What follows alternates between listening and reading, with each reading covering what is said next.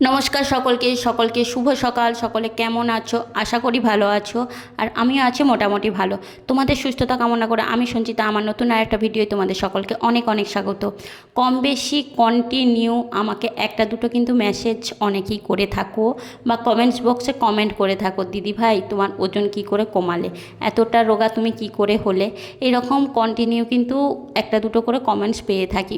Already অনেক video দিয়ে রেখেছি, কিন্তু তবুও হয়তো পুরনো ভিডিওগুলো সবাই দিয়ে দেখে না, তার জন্যই তারা বলে। হ্যাঁ, ওজনটা আমি অনেকটাই কমিয়েছি। এক বছরে 20 কেজি ওজন কমানোটা কিন্তু খুব একটা মুখের কথা নয়। অনেক কষ্ট করে, অনেক ডায়েট করে, অনেক ব্যায়াম করে তারপরে কিন্তু কমিয়েছি।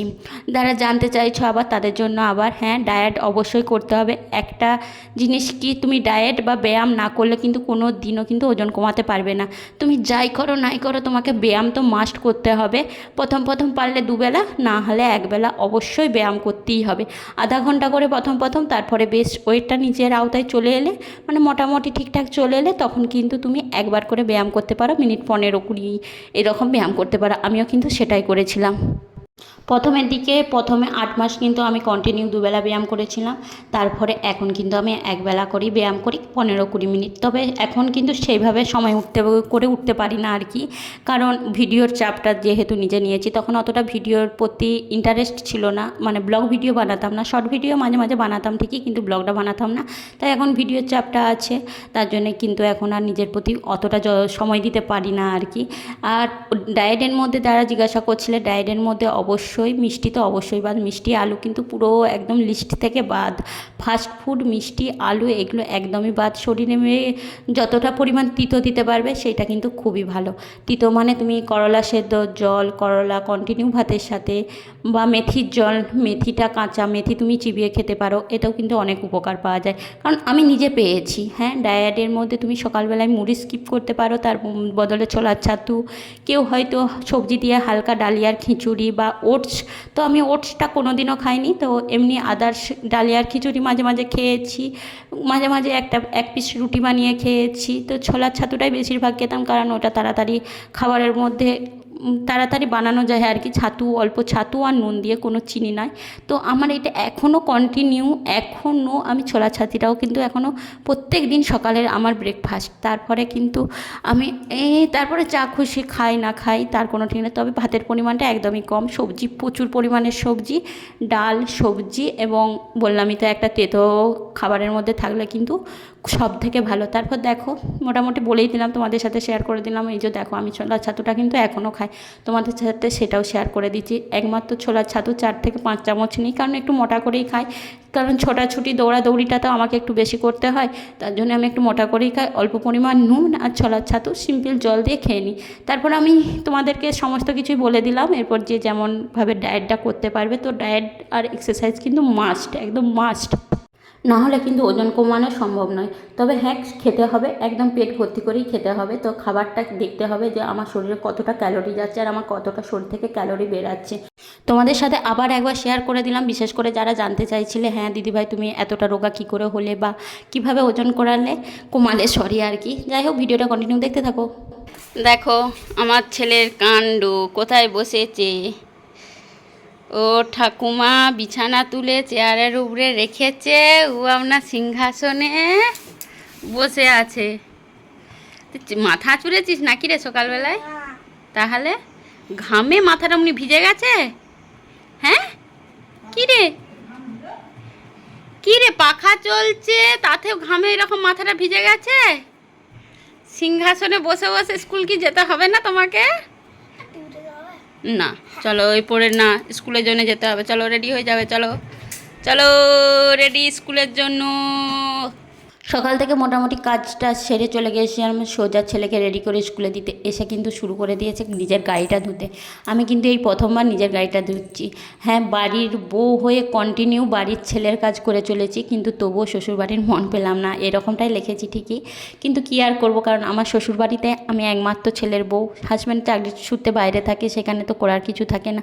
শ্বশুরমশাই গাড়ি খুব একটা ব্যবহার করেন না, তাহলে তিনি খুব একটা ধর্ম না। ওই বছরে একবার বিশ্বকর্মা পুজোর সময় উনি উনি ধুয়ে দেন। তারপরে তোমাদের দাদাভাই যখন আসে তখনই কিন্তু ধুয়ে দেয়। কিন্তু এবারে দেখছি গাড়িটা ভীষণ ধুলো হয়ে গেছে, এতটাই হয়েছে ধারণার বাইরে। হ্যাঁ, তোমাদের দাদাভাই বারবার বললো দোকানে দিয়ে আসতে পারতে, তো তুমি কেন বাড়িতে ধুচ্ছ? দোকানে দিয়ে আবার আমাকে হেঁটে হেঁটে আসতে হবে, আবার একবার হেঁটে হেঁটে গিয়ে নিয়ে আসতে হবে। তার জন্য আমি কিন্তু ভাবলাম যে যাই হোক আমি ধুয়ে নিই, তারপর তুমি যেমন হয় আর কি মোটামুটি একটা ধুয়ে নিই, তারপরে তুমি এসে পরে বাগিয়ে দিবে, বাগিয়ে ধুয়ে পরিষ্কার করে এনে দিবে, সে তখন করবে। সদ্য আমি তো কিছুদিনের মতন কাজ চালানোর মতন করি, তার জন্যই আমি গাড়িটা ধুচ্ছিলাম। আর নিজের গাড়ি, আর কম বেশি অনেকেই জানো বা কারণ আমি একটা ভিডিও শর্ট ভিডিও শেয়ার করেছিলাম, এটা কিন্তু আমার 7 অ্যানিভার্সারিতে তোমাদের দাদাভাই গিফট করেছিল। 7 বছরের বিবাহবার্ষিকীতে তোমাদের দাদাভাই গিফট করেছিল। তার আগে কিন্তু আমি অনেক কষ্ট করেছি, সাইকেল নিয়ে চারদিকে করেছি, ছেলেকে নিয়ে সাইকেল নিয়ে চারদিকে করেছি, অনেক কষ্ট করেছি, কারণ বাড়ি হচ্ছিল সেই জন্য কিন্তু গাড়িটা কিনে দেওয়া তার সামর্থ্য ছিল না। তারপর বাড়িটা কমপ্লিট হওয়ার পর রং হয় না ঠিকই, কিন্তু বাড়িটার আদার্স কাজ সমস্ত কিছুই কমপ্লিট হয়ে গেছে। এবছর রং করবে, রং হবার পরে আমাকে বাড়িটা কমপ্লিট হওয়ার পর আমাকে এই গাড়িটা কিনে দিয়েছিল। আর গাড়িটা কিন্তু আমার ভীষণই একটা পছন্দের আর প্রয়োজনের, কারণ প্রত্যেক দিনে ছেলেকে নিয়ে চারদিকে যাওয়া, হাট দোকান বাজার থেকে শুরু করে এমনকি বাবার বাড়ি পর্যন্ত সমস্ত কিছুই আমি একাই করে থাকি। তার জন্য আমার গাড়িটা কিন্তু ভীষণই প্রয়োজন, আর সেই জিনিসটাকে তো নিজেকেই যত্ন করে রাখতে হবে। তার জন্যই পরিষ্কার করছিলাম। আর তোমাদের দাদাভাই এসে পরিষ্কার করে বললামই তো, কিন্তু এবারে আমি ভাবলাম যে না থাক, একবার তো চেষ্টা করি, কারণ বলা তো যায় না কখন হয়তো আবার আগের মতো কোনো দিন 5 মাস 6 মাসের উপরে হয়ে গেল, ছুটি আসতে পারলো না, তখন কিভাবে ধোবো। তার জন্যই নিজেই একবার চেষ্টা করে দেখলাম যে ঠিকঠাকভাবে পরিষ্কার করতে পারি নাকি। মোটামুটি তোমাদের সাথে বকবক করতে করতে কিন্তু আমার গাড়িটা পরিষ্কার করা হয়ে গেছে।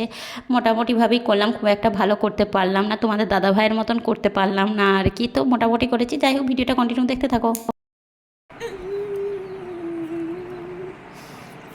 কি খেয়েছো? আঙুরটা কি মিষ্টি? টকটক টকটক, তার জন্যে এমনি হচ্ছে মুখটা।